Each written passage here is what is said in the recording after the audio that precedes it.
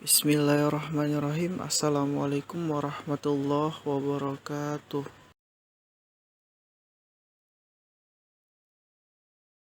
Ya, kami dari kelompok 9 ada Latifah Hanum, Muhammad Aulia Ramadan, dan Amna Fikasari. Nah, kami akan menjelaskan tentang sistem respirasi.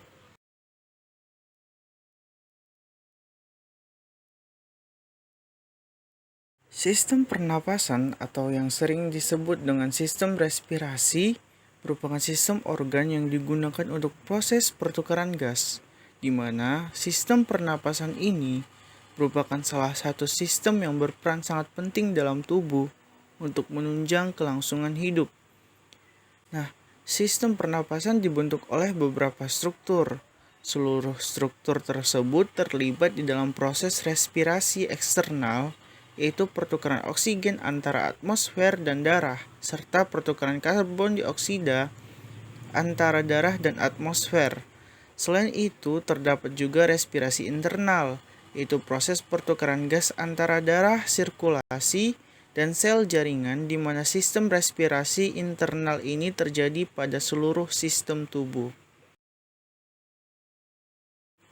Berikut ini saya akan menjelaskan tentang alat-alat respirasi. Alat pernapasan yang pertama adalah rongga hidung. Hidung merupakan organ pernapasan yang pertama dilalui udara luar.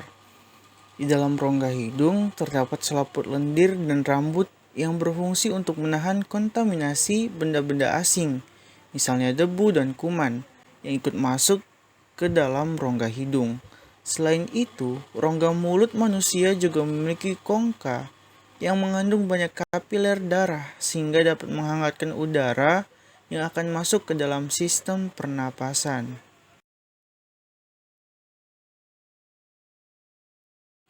Kemudian ada pangkal tenggorokan atau faring. Faring merupakan pertemuan antara saluran pernapasan nasofarinks di bagian depan dan saluran pencernaan atau orofarinks di bagian belakang. Saluran nafas akan terbuka ketika manusia berbicara.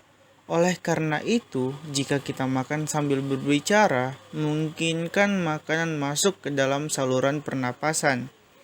Jika makanan masuk ke dalam saluran pernapasan, biasanya saluran pernapasan akan terangsang dan berusaha mengeluarkan makanan tersebut lewat hidung. Bentuknya adalah peristiwa tersedak.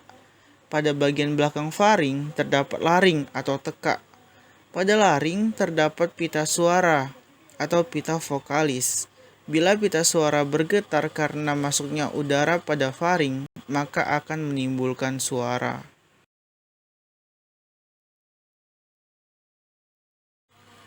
Lalu, ada yang namanya batang tenggorokan atau trakea. Batang tenggorokan berupa cincin-cincin tulang rawan yang memiliki silia-silia pada dinding di dalamnya.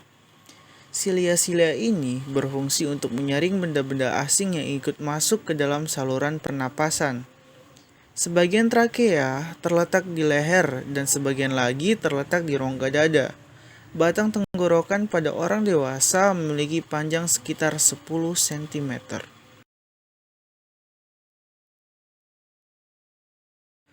Selanjutnya kita masuk ke dalam organ paru-paru. Nah, di dalam paru-paru ada 3 alat pernapasan. Yang pertama adalah bronkus, yang kedua ada bronkiolus, dan yang ketiga ada alveolus. Bronkus merupakan percabangan dari trakea. Trakea bercabang lagi menjadi 2, yaitu bronkus kanan dan bronkus kiri. Struktur lapisan mukosa bronkus hampir sama dengan trakea. Bronkus kanan dan bronkus kiri masing-masing bercabang-cabang lagi menjadi bronkiolus yang merupakan salah satu bagian paru-paru. Lalu bronkiolus. Bronkiolus berfungsi sebagai saluran udara pernapasan dari bronkus menuju ke gelembung-gelembung alveolus.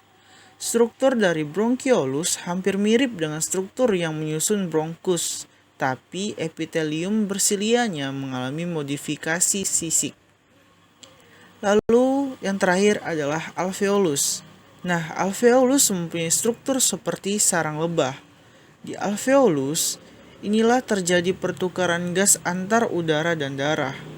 Luas permukaan alveolus pada orang dewasa bisa mencapai antara 97 sampai 194 meter kubik.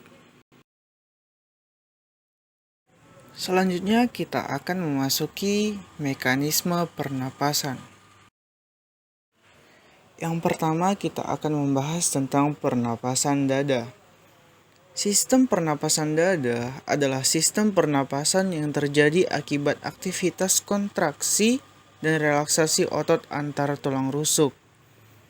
Sistem pernapasan dada terdiri dari 2 tahap, yaitu yang pertama adalah tahap inspirasi. Tahap inspirasi merupakan kondisi di mana otot antar tulang rusuk berkontraksi sehingga tulang rusuk terangkat, rongga dada membesar, dan paru-paru mengembang.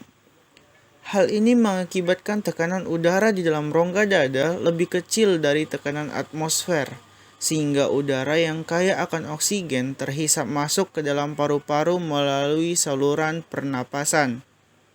Yang kedua, adanya tahap ekspirasi. Pada tahap ekspirasi atau disebut juga fase relaksasi, yang dimana merupakan kondisi di mana otot antar tulang rusuk kembali ke posisi semula. Rongga dada kembali mengecil dan paru-paru mengempis. Kondisi ini menyebabkan tekanan rongga dada meningkat dan lebih tinggi dari tekanan atmosfer, sehingga udara dalam paru-paru mengalir keluar melalui saluran pernapasan. Lalu yang kedua ada sistem pernapasan pada perut. Sistem pernapasan perut adalah sistem pernapasan yang bergantung pada aktivitas diafragma. Pernapasan perut juga dibedakan menjadi 2 tahap, yaitu yang pertama adanya tahap inspirasi, yang merupakan keadaan di mana otot diafragma berkontraksi, sehingga rongga dada membesar dan paru-paru mengembang. Tekanan udara turun sehingga udara dari luar dapat masuk ke dalam paru-paru melalui saluran pernapasan. Yang kedua, tahap ekspirasi adalah kondisi di mana otot diafragma berelaksasi dan otot dinding perut berkontraksi sehingga otot diafragma kembali ke posisi semula. Akibatnya, rongga dada mengecil, paru-paru mengepis, tekanan udara dalam paru-paru meningkat sehingga udara dalam rongga dada yang kaya karbon dioksida terhembus keluar melalui saluran pernapasan. Nah, kita selanjutnya akan membahas tentang penyakit pada sistem pernapasan. Flu. Penyakit influenza atau flu disebabkan oleh virus dan mudah sekali menular. Penularan penyakit ini bisa melalui kontak langsung ke cairan atau melalui cairan yang keluar dari penderita saat batuk atau bersin. Saat flu, hidung akan dipenuhi lendir sehingga akan mengganggu pernapasan. Selanjutnya adalah faringitis. Keluhan utama pada penyakit faringitis ini adalah nyeri pada tenggorokan. Faringitis seringkali disebabkan oleh infeksi virus, namun dapat juga disebabkan oleh bakteri, sehingga untuk penanganannya dibutuhkan antibiotik. Beberapa kasus faringitis disebabkan oleh alergi atau iritasi pada tenggorokan. Lalu ada yang namanya penyakit laringitis. Laringitis adalah gangguan pernapasan yang menyerang laring atau pita suara. Peradangan yang terjadi biasanya disebabkan oleh penggunaan pita suara berlebihan, iritasi atau infeksi pada laring. Suara serak atau parau bahkan hilang sama sekali adalah gejala umum yang muncul jika seseorang mengalami laringitis. Lalu ada penyakit asma. Penyakit asma disebabkan oleh penyempitan saluran pernapasan. Sesak napas menjadi tanda umum dari penyakit asma ini. Biasanya sesak napas dibarengi oleh mengi atau wheezing yang merupakan suara khas bernada tinggi saat pasien mengeluarkan napas. Selanjutnya ada pneumonia. Pneumonia atau yang biasa disebut dengan radang paru-paru merupakan peradangan akibat infeksi. Batuk berdahak, demam, dan sesak napas adalah gejala umum dari pneumonia. Ciri lain dari penyakit ini adalah dahak yang kental yang dapat berwarna kuning, hijau, coklat, atau bernoda darah. Yang terakhir ada kanker paru-paru. Kanker paru-paru merupakan salah satu jenis kanker paling berbahaya dengan angka kematian yang cukup tinggi. Terjadinya kanker paru-paru pada seseorang berkaitan erat dengan merokok, baik aktif maupun pasif. Riwayat kanker paru-paru di keluarga, riwayat paparan zat, kimia dan gas beracun seperti asbestos dan radon atau menghirup udara berpolusi dalam jangka panjang. Itu sajalah penjelasan tentang sistem respirasi dari kelompok 9. Terima kasih, syukran kasiron. Semoga bermanfaat. Wabillahi taufiq wal hidayah. Assalamualaikum warahmatullahi wabarakatuh.